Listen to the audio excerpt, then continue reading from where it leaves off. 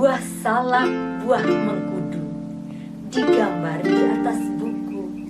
Aku bangga beragama Hindu, selalu senang belajar agama Hindu. Om Swastiastu.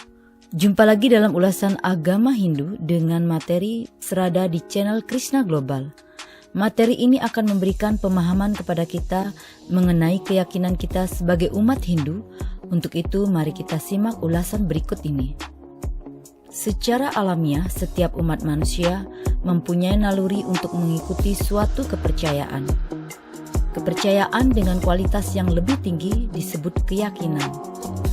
Jenis keyakinan ini terbagi menjadi dua, yaitu keyakinan yang menyesatkan dan keyakinan yang memberikan motivasi atau dorongan untuk mencapai hidup yang lebih baik. Contoh kepercayaan yang menyesatkan adalah percaya kepada hantu, tenung atau ramalan, dan sebagainya. Contoh keyakinan yang memberikan motivasi adalah keyakinan tentang keberadaan Sang Hyang Widi atau Tuhan, keyakinan akan adanya para dewa, keyakinan akan kemampuan diri sendiri, dan sebagainya. Keyakinan yang dimaksud dapat bermanfaat untuk dijadikan pegangan hidup yang akan memberikan ketentraman lahir dan batin. Dalam bahasa Sanskerta, keyakinan itu disebut Sraddha, lalu diadopsi ke dalam bahasa Jawa kuno atau bahasa Kawi yang menjadi Sraddha, yang berarti keyakinan. Yang dimaksud dengan Sraddha dalam hal ini adalah keyakinan yang kuat. Sraddha atau keyakinan ini dapat dipakai sebagai motivasi, pegangan hidup, dan penghiburan dalam menjalani kehidupan yang terkadang sangat menyenangkan namun terkadang sangat menyiksa. Umat Hindu secara khusus diwajibkan untuk mempunyai Sraddha atau keyakinan. Ada 5 Sraddha yang harus diyakini oleh umat Hindu. Kelima Sraddha itu disebut Panca Sraddha, yang terdiri dari 1. Brahman adalah keyakinan terhadap keberadaan Tuhan dengan segala sifat-sifat dan kemahakuasaannya. Tuhan disebut juga Sang Hyang Widi.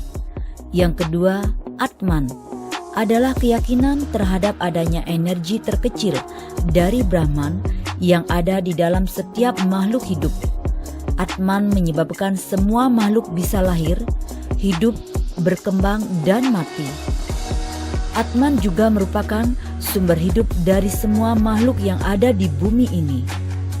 Yang ketiga, Karma Pala adalah keyakinan terhadap adanya hukum karma. Hukum karma mutlak berlaku terhadap semua makhluk dan semua yang ada di dunia ini. Yang keempat, Punarbawa adalah keyakinan akan adanya kelahiran yang berulang-ulang sesuai dengan karma wasana.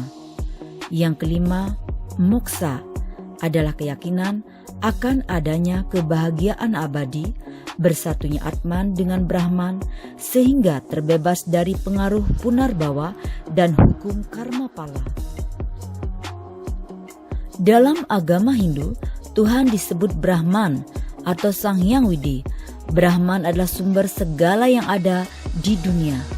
Brahman Sarwa Bhutesu. Bumi, air, udara, lautan yang luas, tumbuh-tumbuhan, binatang, dan manusia sesungguhnya ciptaan Brahman atau Sang Hyang Widi. Brahman juga yang memelihara semuanya. Manakala Brahman melaksanakan fungsi sebagai pemelihara atau alam semesta diberikan gelar sebagai Dewa Wisnu. Pada akhirnya, kepada Brahman juga semua yang ada di dunia ini kembali. Energi atau kekuatan Brahman untuk ini disebut sebagai peristiwa pralina. Brahman ketika berfungsi sebagai pralina diberi gelar Dewa Siwa. Selain kelima keyakinan dasar yang wajib dimiliki oleh umat Hindu, salah satu kitab suci Weda yaitu Bhagavad Gita yang disebut sebagai Weda kelima atau Pancama Weda juga mewajibkan umat Hindu meyakini adanya Dewa, Batara, dan Awatara. Demikian ulasan tentang Sraddha di mana Sraddha merupakan keyakinan terhadap Tuhan, Atman, hasil dari perbuatan, kelahiran kembali, dan bersatunya Atman dengan Brahman atau moksa. Kita sebagai umat Hindu harus meyakini hal tersebut dan menjadi pedoman dalam berbuat, sehingga menuju pada jalan Dharma. Semoga ulasan tersebut dapat memberikan manfaat. Saya akhiri, Om Santi Santi Santi Om.